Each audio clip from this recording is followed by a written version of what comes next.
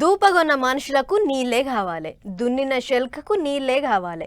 జీవకోటికి ఆధారమే జలం. అందుకే నీళ్ల కొరకు పెద్ద పెద్ద యుద్ధాలే అవుతుంటాయి. ఇట్లనే ఇప్పుడు తెలంగాణలో సర్కారోళ్లకు ఎగస్ పార్టీలకు నడుమ నడుస్తుంది జలజగడం.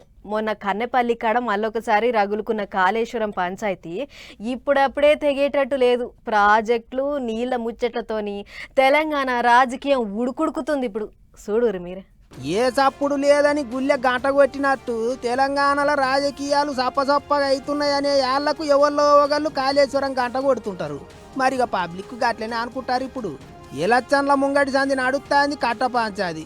పార్టీలకు లీడర్లకు బుద్ధి పుట్టినప్పుడల్లా దాన్ని ముంగటేసుకొని కూకుంటారు. ఇప్పుడు కన్నెపల్లి పంప్ హౌస్ చాలు చేయాలి, నీళ్ళు ఎత్తిపోయాలి అని కారు పార్టీ వాళ్ళు అంటుంటే, అన్న వస్త్రాలకు పోతే ఉన్న వస్త్రాలు పోతే ఈ నీళ్ళు ఎత్తిపోతే ఆగమాగం అవుతుంది అన్నట్టు మాట్లాడుతుండ్రు చెయ్యి పార్టీ వాళ్ళు. ఏమన్నా అయితే మేము చూసుకుంటాం, ఏడ కావాలంటే ఆడ రాసిస్తామని సోమవారం గులాబీ లీడర్లు మాట్లాడేటాలకు ఎవ్వారం ఇంకింత ముదిరింది. గిందికే కావచ్చు సీఎం రేవంత్ సార్ సుత రంగంలోకి దిగిండు. అసలు ఏంది ఏం కథ అనేది ఓ పరద పెట్టి సారే చెప్పుకొచ్చిండు. చూడండి, ఈరోజు కన్నెపల్లి అని చెప్తున్నాడు కదా. ఇది కన్నెపల్లి పంప్ హౌస్. ఇది ఎప్పుడు 2022లోనే ఈ పంప్ హౌస్లకు అడ్డంగా కట్టిన గోడ, నీళ్లు రాకుండా కట్టిన గోడ ఒక్కసారిగా గోదావరి జలాలు ఉధృతి పెరగానే ఆ గోడ కుప్పగూలి మొత్తం నీళ్లు పంప్ హౌస్లకు వస్తే ఇవి కొన్ని మీటర్ల ఎత్తు నీళ్లు నిండినాయి. ఇది మొత్తం పంపులు, లిఫ్టులు, మోటార్ల పరిస్థితి ఇది. మీకు ఇప్పుడు దీంట్లో ఉన్న పరిస్థితి ఇది. 23 వరకు పట్టించుకోకపోవడం వల్ల 2023 అక్టోబర్ 21న 4 ఏళ్ళకి అంటే కట్టి మొత్తంలో 7వ బ్లాక్ దగ్గర ఉండే పిల్లర్స్ 19, 20, 21 6 పిల్లర్స్ కూలిపోయినాయి. పంపుల కాడికి పోయి పంచాది పెడుతున్న గులాబీ లీడర్ల మీద సార్ గట్టిగానే గరంకొచ్చిండు. కాగితం మీద రాసిస్తాం అన్నట్టు మాట్లాడిర్రు కదా, గాముచ్చట్ల మీద కూడా ఎత్తెత్తిపోసిండు. కేసీఆర్, కేటీఆర్, హరీష్లు ఎక్స్పర్ట్స్ కాదు. They may be experts in politics and manipulation. They are not experts in engineering or structural engineers కాదు.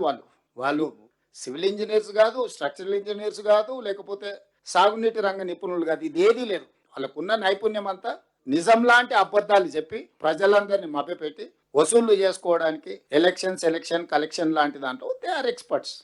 ఇట్లా వాళ్ళను వీళ్ళను కాదని సీఎం సారే వచ్చి సురుకులు పెట్టిండు. బగబగ మండుతాన్న కాళేశ్వరం కుంపట్లే ఇంకింత నూనె పోసినట్టు చేసిండు. అటు సీఎం సార్ ముచ్చట్ల మీద గులాబీ లీడర్లంతా గుసకొస్తున్నారు. ఎల్నినో వల్ల ఈ విధంగా నష్టం జరుగుతుంది అని క్లియర్గా 3 నెలల నుంచి చేస్తుంటే ఒక్కరోజు కూడా వ్యవసాయ శాఖ కానీ లేక ముఖ్యమంత్రి గారు కానీ జల శాఖ మంత్రి ఇరిగేషన్ మినిస్టర్ గారు కానీ ఇంతవరకు దాని గురించి మీటింగ్ పెట్టలే. ఉత్తమ కుమార్ రెడ్డి ఇవాళ ఉత్తమ మంత్రి మాత్రమే. అన్నారం రిజర్వాయర్ బాగాలేదు, అందులో కొన్ని లీకేజీలు ఉన్నాయి కాబట్టి మేము ఎత్తలేమని చెప్పేసి కుని రాగాలు వలుకుతున్నాడు. రైతులు ఆగమైతుండ్రు, పంపులు చాలు చేసి నీళ్ళు ఎత్తిపోయిండ్రి అంటుంటే చేద్దాం చూద్దామని కూడా అంటలేరు. ఉల్టా దబాయిస్తుండ్రు అన్నట్టు కారు పార్టీ వాళ్ళు కోపానికి వస్తుండ్రు. ఇంకో దిక్కు ప్రాజెక్టులలో అవినీతి చేసిన వాళ్ళను చట్టానికి అప్పచెప్పుర్రి కానీ వాళ్ళ మీద కోపంతో రైతులకు అన్యాయం చేయకుర్రి. పంపులు చాలు చేయర్రి అంటుర్రు కాజాయి లీడర్లు. గిట్లా 3 పార్టీల లీడర్ల నడుమ మస్తు గట్టిగా నడుస్తుంది పంచాది. మరిగా ఏం చేస్తారో, గడ్డు కాలం వస్తే అన్నదాతలను ఎట్లా గట్టెక్కిస్తారో చూసుకుంటూ పోవాలి. వెనకట లీడర్లు ఏం చెప్తే అది నెటోళ్ళు పబ్లిక్ ఉత్త మాట మీదనే నడిచేది రాజకీయం. కానీ ఇప్పుడు జమానా మారింది. మంత్రాలకు చింతకాయలు రాలవన్నట్టు మాటలకు ఓట్లు రాల్తలేవు. అందులో కొత్తగా జెన్జీ యుగం చాలైంది. యూత్ పొల్లగాళ్లకు మెప్పించుడు, వాళ్ళను మలుపుకునుడు పార్టీలకు పెద్ద ముష్కిలైతుంది. అందుకే పార్టీలన్నీ మెల్లగా కొత్త ప్లానింగ్లు వేస్తున్నాయి. జెన్జీ ఓట్ల కోసం గట్టిగానే తిప్పలు పడుతున్నాయి. నలుగురికి నచ్చింది, నలుగురు మెచ్చింది, మాకు అసలే నచ్చదంటుర్రు నిన్నీయాల యూత్ పొల్లగాండ్లు. అందులో జెన్జీ పోరలు ఎప్పుడేం పంచాది మోపు చేసేది తెలుస్తలేదు. వాళ్ళ లొల్లులు చేయబట్టి సర్కారే కూలిపోయే కథ అవుతుంది. అందుకే రాజకీయ పార్టీలన్నీ ఇప్పుడు యూత్ పొల్లగాండ్ల మీద నజరేసినాయి. ముసలోళ్ళు, ఆడోళ్ళు, కొలువులు లేనోళ్ళు వాళ్ళు వీళ్ళంతా ఒక ఎత్తు అయితే ఒక్క జెన్జీ పోరలు ఒక ఎత్తు అయినరు పార్టీలకు. ఇట్లనే 2 తెలుగు రాష్ట్రాలలో అన్ని పార్టీల లీడర్లు ఇప్పుడు నూనుగు మీసాల పోరలను నున్నగా దువ్వనికి తయారైతుండ్రు. మొన్ననే వరంగల్ కాలేజీ పొలగానతో మీటింగ్ అయ్యి మేము వస్తే అట్లా చేస్తాం ఇట్లా చేస్తాం అన్నట్టు ముచ్చట్లు చెప్పిండ్రు పువ్వు పార్టీ వాళ్ళు. జెన్జీ పోరలను వాళ్ళ దిక్కు మలుపుకుని ఎగురం చేసిండ్రు. ఇప్పుడు చెయ్యి పార్టీ వాళ్ళు సుతా వెనకటి పద్ధతులు, వెనకటి రాజకీయాలు పక్కకు నూకేసి కొత్త తరాన్ని మెప్పించే పనులు చేయాలి, యూత్ బలగం పెంచుకోవాలి అన్నట్టు తయారైతుండ్రట. జిల్లాల పోటీ కాలేజీ పొల్లగాళ్ళతో మీటింగులు అయ్యి జోలు చెప్పాలని చూస్తున్నారట. అంతేకాదు ఆన్లైన్లో బాగా మాట్లాడేటోళ్లకు అధికార ప్రతినిధి హోదా ఇచ్చి పార్టీ తరపుకేంచి మాట్లాడేయాలని చూస్తున్నారట. ఇక ఇప్పటికే car party working president KTR sir తాపకోసారి యూత్ పొల్లగాళ్ళతో మాట ముచ్చట్లు చేస్తాడు. వాళ్ళను రాజకీయాలకు రావాలి అన్నట్టు పిలుస్తాడు. దోస్తు లెక్కనే ముచ్చట్లు చెప్తాడు. అటు ఏపీలో చదువుల మంత్రి లోకేష్ సార్ అయితే ఇక చెప్పొద్దు. సారు ఓ రోజు మీటింగులు అన్ని పక్కకు పెట్టి కాలేజీ పొలాలతోని జిగిరి దోస్తు లెక్కనే మాట ముచ్చట్లు చేస్తున్నాడు. గిట్లా కొత్త తరాన్ని ఆలస్యం చేయకుండా మందల కలుపుకోవాలి అన్నట్టు మస్తు గట్టిగానే తిప్పల పడుతున్నాయి పార్టీలన్నీ. మరిగా యూత్ పొల్లగాన్లు ఎవరి దిక్కు మాలుతారో ఎవరితో చెరికైతారో చూసుకుంటూ పోవాలి. సర్కారోళ్ళు ఎన్ని పథకాలు పెట్టినా ఎన్ని తీర్ల ముచ్చట్లు చెప్పినా ఆఫీసర్లు చక్కగా పనిచేయకపోతే అంత ఎల్లెలకల పడ్డట్టే అవుతుంది. ఎందుకంటే పని చేసే ఆఫీసర్లే ప్రభుత్వానికి బలం. అందుకే డ్యూటీ చక్కగా చేయాలి, లాపరవా చేయొద్దు అని తాపకోసారి ముఖ్యమంత్రులు మీటింగ్లు పెట్టి చెప్తుంటారు. అయితే ఎంత చెప్పినా కొంతమంది మాత్రం మా తోకకి చెప్పుర్రి అన్నట్టే చేస్తుంటారు, లాపరవా చేస్తుంటారు. ఇగో ఆఫీసర్ల నిర్లక్ష్యం చేయబట్టే ఇజ్జత్ పోయే కథ అయింది చూడుర్రి. అయ్య తవ్విస్తే కొడుకు కూడిపించినట్టు ఓ దిక్కు సర్కారు వాళ్ళు ఎప్పుడు చూసినా ఏదో ఇగురం చేసుకుంటూ పోతుంటే ఆఫీసర్లు మాత్రం చిత్తశుద్ధి లేని డ్యూటీలు చేస్తుండ్రు కదా అని నోరు తెరుస్తారు పబ్లిక్. ఇక చూడర్రి, అన్ని గ్రామ పంచాయతీలలో మీటింగులు పెట్టాలి, పథకాలన్నీ అమలయ్యేటట్టు సర్పంచులను పంచాయతీ సెక్రటరీలను హుషారు చేయాలి, జిల్లా కలెక్టర్లంతా ఆ పనిలో ఉండాలి అన్నట్టు జీవో విడుదల చేసిండ్రు. అయితే 7 ఊర్ల ఇజ్జత్ అంతా తీసుకుపోయి ఏట్లే కలిపినట్టు ముచ్చటనేమో తెలంగాణ ముచ్చట, జీవో మీదనేమో గవర్నమెంట్ ఆఫ్ ఆంధ్రప్రదేశ్ అని ముద్దరేసిండ్రు. పెద్ద ఆఫీసర్లు సుతా ఊరు పేరు ఏం చూసుకోకుండానే దశగతులు చేసిండ్రట. ఆఖరికి జీవో బయటకు వచ్చి అందరి కంట్లో పడ్డాక కానీ ఏమైంది ఏం కథ అనేది తెలుసుకోలేకపోయినరు. మరిగా సార్లు ఏం డ్యూటీ చేస్తారో ఏమో అని మస్తు నారాదైతురు జనాలు. తెలంగాణ రాష్ట్రం వచ్చి 12 ఏళ్ళు దాటినా ఇంకా ఆంధ్రప్రదేశ్ పేరుతోనే జీవోలు ఇస్తుండ్రా అని సోషల్ మీడియాలో గట్టిగానే ఆర్చుకుంటారు నెట్టన్నలు. గంత సోయి లేకుండా ఎట్లా పని చేస్తారో ఆఫీసర్లని కోపానికి వస్తుండ్రు పబ్లిక్. ఇక జీవో కాగితం ఇంటర్నెట్లో పొట్టు తిరిగేటాలకు అప్పటికప్పుడు ఆంధ్రప్రదేశ్ అని ఉన్న కాడ తెలంగాణ ప్రభుత్వం అని మార్చి మళ్ళోసారి జీవో విడుదల చేసిండ్రట ఆఫీసర్లు. చేతులు కాలినాక ఆకులు పట్టుకుంటే ఏం ఫాయిదా? జీవో కాగితం మీద ఏ రాష్ట్రం పేరున్నదో కూడా చూసుకోకుండా పని చేస్తున్నారంటే మరి ఇక ఏం చేస్తుల్లో ఆఫీసర్లు అనుకుంటారో అందరూ. లాపర్వ చేసే ఆఫీసర్లను లీడర్ సాబులే దారిలో పెట్టాలి అంటున్నారు ఇంగింతమంది. పైసామే పరమాత్మ అన్నట్టు నడుస్తుంది లోకం. ఏ పని చేసినా లాభం లేనిదే చేస్తలేరు. అసొంటిది పెద్దగా ఆమ్దాని లేకపోయినా సరే చేసే వృత్తి మీద మమకారంతో కొంతమంది అపురూపమైన మన హస్తకళలను కాపాడుకుంటూ వస్తుర్రు. వాళ్ళ పనితనం గొప్పది, వాళ్ళ కష్టం గొప్పది. అసొంటి హస్తకళలను కాపాడుకోవాలి. అందుకే ఇగో ఏపీ సర్కారోళ్ళు హస్తకళా మహోత్సవం మస్తు ఘనంగా చేసిర్రు. పని ఒక్కసారి చూసేద్దాం మనం కూడా. ఓ కళాకారుని కష్టం ఇంకో కళాకారునికే తెలుస్తుంది మరిగా. అందుకే ఇగో పొద్దుగాల వేరే పనులేం పెట్టుకోకుండా విజయవాడలైన హస్తకళల మహోత్సవానికి పోయిండు deputy CM Pawan Kalyan sir. చేతులతోనే అద్భుతాలు చేసే కళాకారులను పేరున పలకరించి అందరినీ తారీఫ్ చేసిండు. అవి చూడరే, బట్టలు, బట్టలు, చెద్దర్లు, పోటువోలు, బొమ్మలు ఒక్కటని కాదు, హస్తకళాకారులు ఏమేం వస్తువులు తయారు చేసి పట్టుకొచ్చిండ్రో అన్ని పట్టి చూసిండు. ఏంటివి ఏం కథ అని అన్ని తీర్లు అరుచుకున్నాడు. నడుమ ఓ కాడ చెక్క బొంగరం కనిపించటాలకు సారుకు చిన్నప్పటి ముచ్చట్లన్నీ ఆదికొచ్చినాయి. చూస్తున్నాము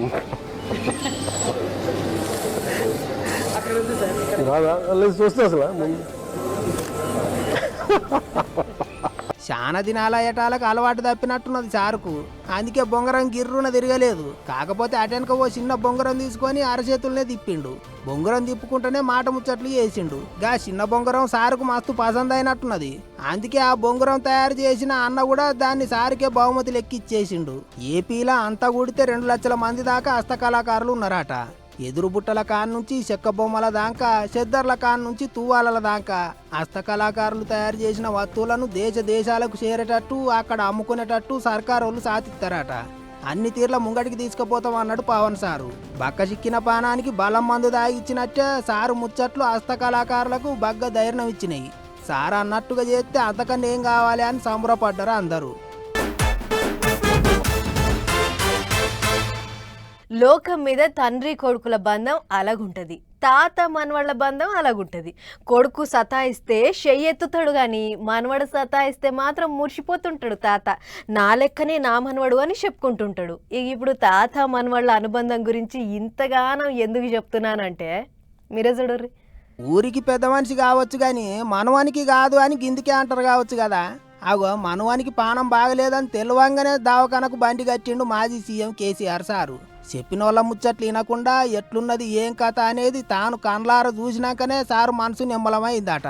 ఇక ఇంతకు ఏమైందంటే కేటీఆర్ సారు కొడుకు హిమాన్సురావుకు సోమవారం పొద్దుమీకంగా ఆటలాడుతుంటే దెబ్బ తగిలిందట. చిన్న దెబ్బనేనట కానీ దవాఖానలో చెరీకు చేయాల్సిందేనన్నారట డాక్టర్ సావులు. అందుకే చేను కాడున్న ఇంటికేంచి పరుగున పట్నం వచ్చిండు కేసీఆర్ సారు. ఇక మనవడు లేచి తిరగనికే ఎన్నొద్దులు అవుతుంది, ఎన్ని దినాలు దవాఖానలో ఉండాలి, ఏం కథ అనేది అన్ని తీర్ల పెద్ద డాక్టర్లను అడిగి తెలుసుకున్నాడట బాపు. ఏం కాదు బిడ్డ అని మనవానికి ధైర్యం కూడా చెప్పిండట. ఇక తొలత సంది మనవడు హిమాన్స్ అంటే కేసీఆర్ సారుకు పంచపానాలు.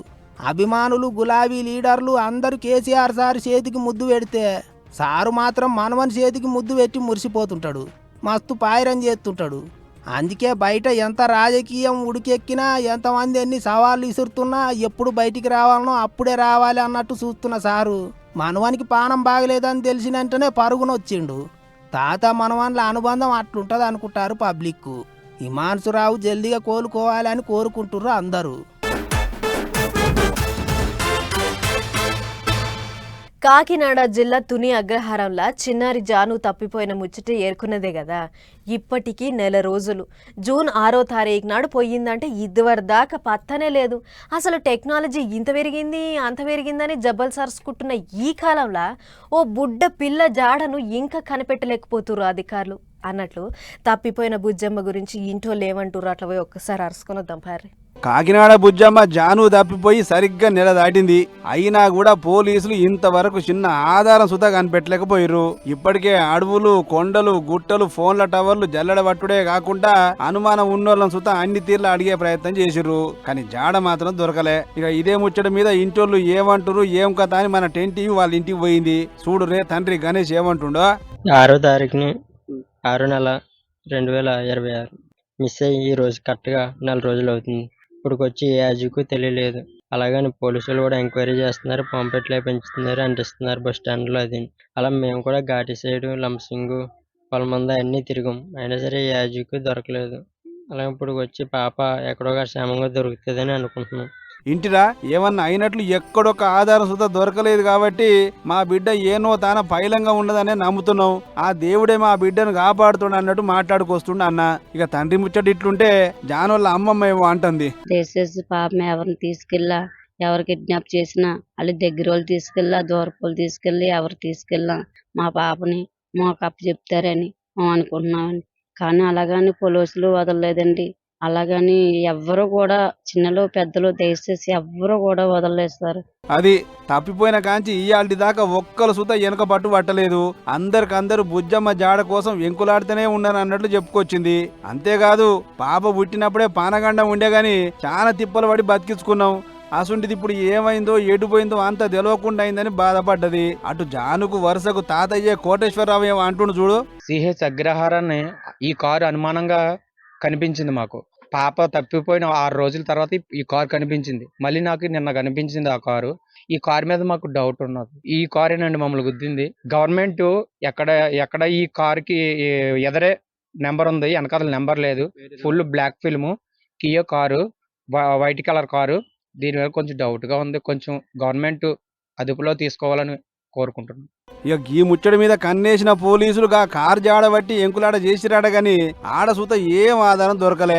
దీంతోని జాను జాడ ఇంకెట్లా దొరకబట్టేదని పోలీసులు జుట్టు వీక్కుంటారు.